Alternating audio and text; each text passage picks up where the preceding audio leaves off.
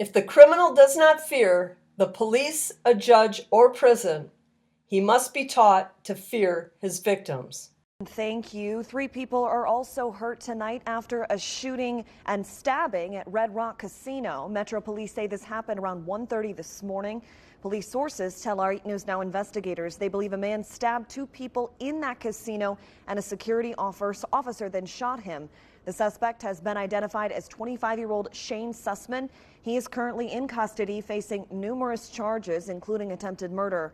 All 3 people hurt were taken to the hospital, with 2 in critical condition.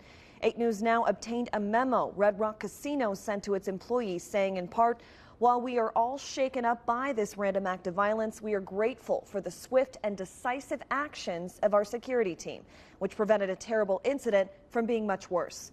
In the memo, Red Rock also said they'll be offering counseling services to anyone who needs them. We have a look at the entire memo on our website. The Las Cruces Police Department is investigating a deadly shooting that killed a 44-year-old man. According to police, the incident happened late Wednesday night at an apartment block on the 200th Street of West Madrid. First responders say when they arrived, they found that 44-year-old man with a gunshot wound to his chest. He was taken to a local hospital where he later died. Investigators say the man was armed with a knife and tried to force his way into an apartment. That's when a 24-year-old resident reportedly saw that man and shot and killed him. No other injuries were reported.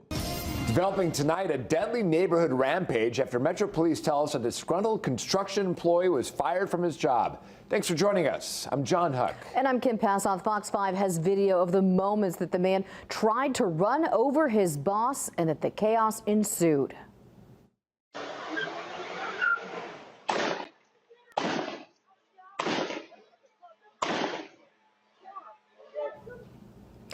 This all happened after that employee was fired, his boss telling him he was in an unfit condition to work when he arrived at the job site. When a verbal altercation broke out between the two, the former employee eventually got into his vehicle and began to chase down his boss, driving forward and in reverse, and he did strike his former employer with the rear end of the vehicle. The driver was eventually shot and killed by a witness armed with a shotgun. This all happened last night around 6:30 in a neighborhood near Decatur and Charleston. Police say the employees were remodeling a home in the area. Fox 5's Molly McBride picks up the story from here. Richard Osania's outside with his brother, looking at a pile of cinder blocks and a mangled chain link fence. This is the wall the driver of the SUV backed into, mowing down a man in his path. I was just trying to tell him to lay on the floor, don't move, don't know. Just telling everybody don't touch him, just let him lay there. The SUV driver didn't stop there. Neighbors tell me he speeds up and down the street in his black SUV, swerving toward neighbors, including Osania. He jumped the curb and pretty much looked at me and gave a slash throat sign to me. It was rage after that. After that, I'm angry. Osania says if it wasn't for his neighbor who stepped in with the shotgun, who you see here in the corner, so much more damage could have been done.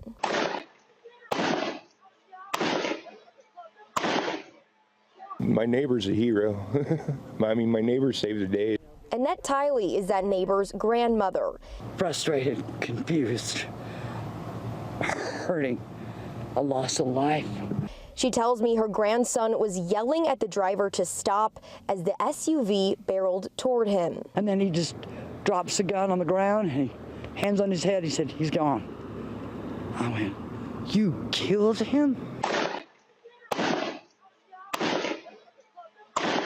I said, you do realize by you shooting that gun at that boy and killing him, you saved all of us that were outside and the whole street, because the whole street would have looked like this. And that employer who was hit by the SUV was hospitalized with major injuries.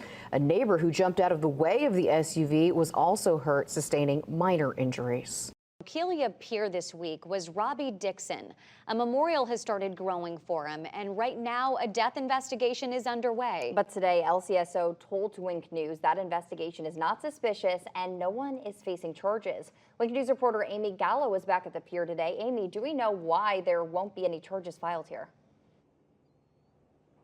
Well, that's exactly why, because LCSO is saying that this investigation has been deemed non-suspicious. That means that all of the people involved have not faced charges, and that includes the person that fired the gun, which LCSO is now calling a good Samaritan.